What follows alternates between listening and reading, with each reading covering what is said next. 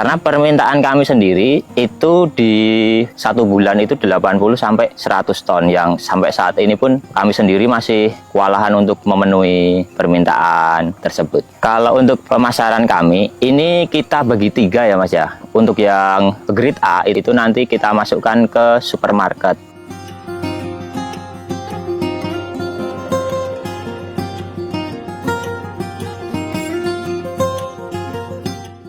Assalamualaikum warahmatullahi wabarakatuh. Salam sejahtera untuk kita semua. Om Swastiastu, nama budaya, salam kebajikan rahayu. Perkenalkan, nama saya Bondan Satria Yudi. Saya lahiran tahun 98. Untuk usia saat ini 27 tahun. Untuk alamat saya di Mendiro, RT 03 RW 26, Sukoharjo, Ngaglik, Sleman, Yogyakarta. Usaha yang saya geluti saat ini adalah budidaya pepaya California. Alasan saya memilih pepaya California itu adalah perawatannya tidak begitu intensif ya, seperti komoditas-komoditas seperti yang lain. Kemudian pepaya ini dia setelah bisa dipetik di usia 6 sampai 7 bulan, ini dia tidak perlu menanam lagi sampai usia 3 tahun. Kalau memang perawatannya bagus, nanti dia bisa panen berkala. Kalau dari segi potensi pasar ya, ini memang sangat masih terbuka lebar. Karena pepaya California ini dia tidak semua petani itu mau menanamnya. Karena apa? Karena pepaya ini dia membutuhkan waktu yang lumayan lama untuk dia bisa menghasilkan itu. Karena pepaya ini dia dari mulai dipindah tanam, ini bisa dipanen di usia 6 sampai 7 bulan. Sehingga tidak banyak petani yang mau menggeluti usaha ini. Nah, justru hal ini adalah peluang ya untuk kita ini yang petani-petani memang bermental factor ini ya. Karena permintaan pepaya di pasar ini memang masih sangat kurang-kurang sampai saat ini. Karena permintaan kami sendiri itu di 1 bulan itu 80 sampai 100 ton yang sampai saat ini pun kami sendiri masih kewalahan untuk memenuhi permintaan tersebut. Kalau untuk pemasaran kami, ini kita bagi 3 ya Mas ya. Untuk yang grade A itu yang dengan berat 1 sampai 1,8 kilo itu nanti kita masukkan ke supermarket. Kemudian untuk yang grade B itu yang 0,8 sampai 1 kilo itu nanti itu kita kirim keluar kota. Karena di luar kota juga permintaannya lumayan. Kemudian yang grade C ini dia yang 0,8 ke bawah. Itu untuk memenuhi permintaan pasar lokal. Kalau untuk pemasarannya sendiri itu yang utama kan yang pasti dari kualitas produk kita sendiri dulu ya. Karena kalau kualitas dari produk kita itu memang kurang bagus, mau kita menawarkan sampai manapun juga kewalahan. Jadi yang utama memang kualitas dulu, kemudian bisa juga ditawarkan lewat media sosial ya. Karena bertani di era sekarang kan sudah didukung dengan masifnya perkembangan media lah. Kemudian bisa juga kita silaturahmi ke sana kemari lah untuk harus semangat menawarkan produk kita sih. Asal produk kita berkualitas dan memang ada semangat ya bismillah diterimalah gitu.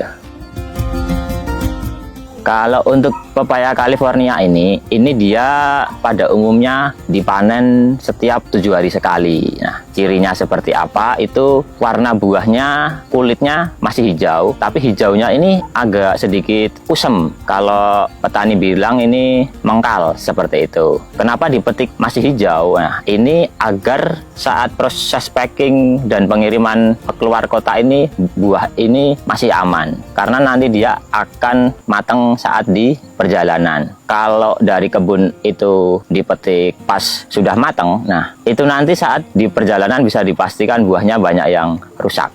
Kalau untuk pepaya California ini sebenarnya pada umumnya itu banyak Mas yang bilang itu sama antara California dan Kalina. Nah, kalau memang kita untuk lebih teliti ya, sebenarnya ada sedikit perbedaan gitu. Seperti California merah delima dari Kebumen, itu warnanya buah itu lebih merah. Kemudian dagingnya juga lebih manis, hanya saja karena tingkat glukosanya itu terlalu tinggi, jadi daya simpannya dia kurang bagus. Kemudian kalau untuk pepaya California yang memang udah duluan rilis, itu bentuk buahnya dia agak bulat. Maksudnya ujungnya itu lebih tumpul seperti itu. Kemudian kalau yang terbaru ini kan dia IPB dari Kalina dari IPB. Ini dia ujungnya agak meruncing, agak bersudut. Ini dia kelebihannya kulitnya dia lebih tebal. Jadi sangat cocok untuk proses-proses pengiriman untuk ke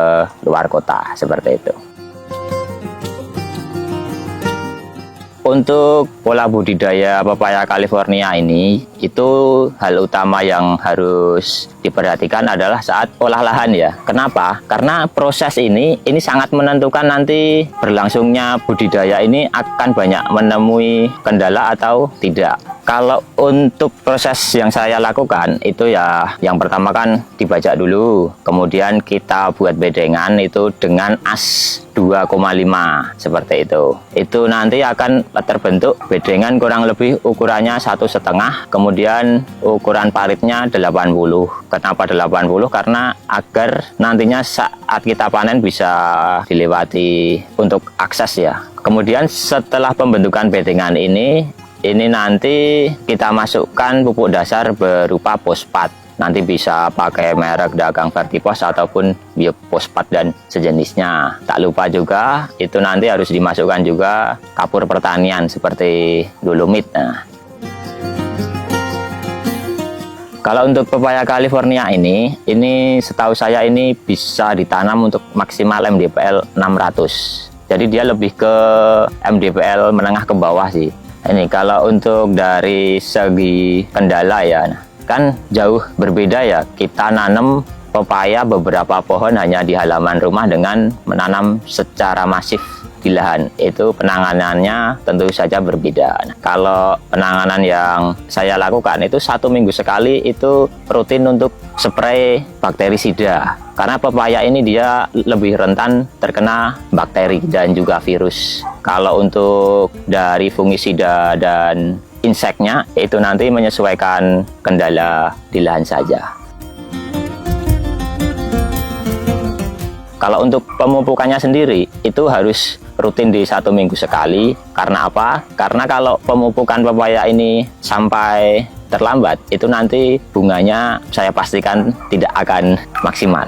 Pepaya ini dia dari semai biji sampai bisa dipindah lahan itu kurang lebih ada di usia 2 bulan. Nah, kemudian setelah usia 2 bulan itu nanti baru bisa dipindah ke lahan. Pepaya ini nanti setelah kita pindah tanam itu nanti bisa kita panen di usia 6 sampai 7 bulan lah kurang lebihnya. Nah, itu nanti baru bisa kita panen. Kalau untuk potensi hasilnya itu di 1 tahun pertama itu kalau memang perawatannya bagus dia bisa menghasilkan 70-an buah sampai 80 lah dengan total tonase di 100 kilo lebih per pohon. Pepaya California ini dia jenisnya memang ya seperti inilah, rata-rata 50 cm dari tanah. Pepaya California ini kan yang mempunyai nilai ekonomis yang tinggi itu yang bentuknya lonjong. Padahal pek-pekan si benih ini presentasinya itu kalau sekarang bisa dikatakan hanya 60/40%. Nah, bagaimana cara mensiasatinya? Kalau yang saya lakukan itu kita tanamnya 1 titik lubang tanam itu kita beri 2 bibit. Kenapa 2 bibit? Ini nanti akan kita seleksi mana yang bentuknya bulat, mana yang bentuknya lonjong. Bagaimana kalau dua-duanya lonjong? Nah, itu harus tetap kita seleksi 1 agar perkembangannya nanti tetap bisa maksimal. Nah, apesnya ini nanti kita dua-duanya ini buahnya bulat.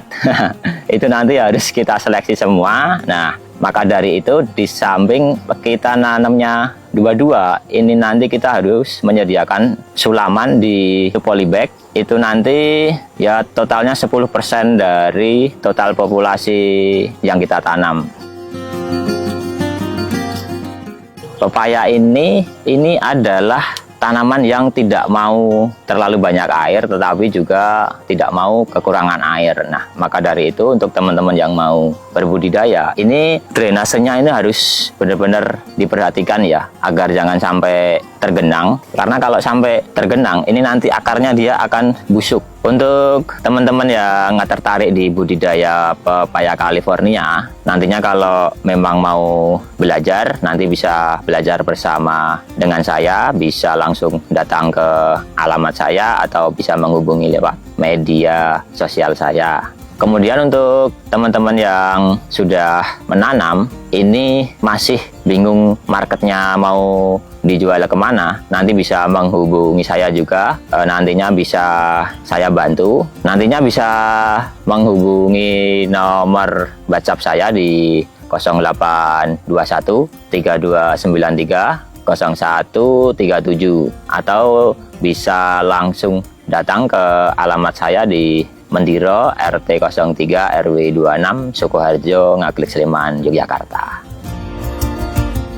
Untuk teman-teman kaula muda di luar sana, kalau memang tertarik di dunia pertanian, ayolah kita sama-sama terjun ke dunia pertanian, karena menjadi petani itu adalah profesi yang mulia karena menyangkut hajat hidup orang banyak untuk menyediakan makan ya. Kemudian menjadi petani di era sekarang juga keren kok, seperti itu. Dan dari segi ekonomisnya ini memang sangat menjanjikan kalau memang dikelola dengan manajemen yang baik.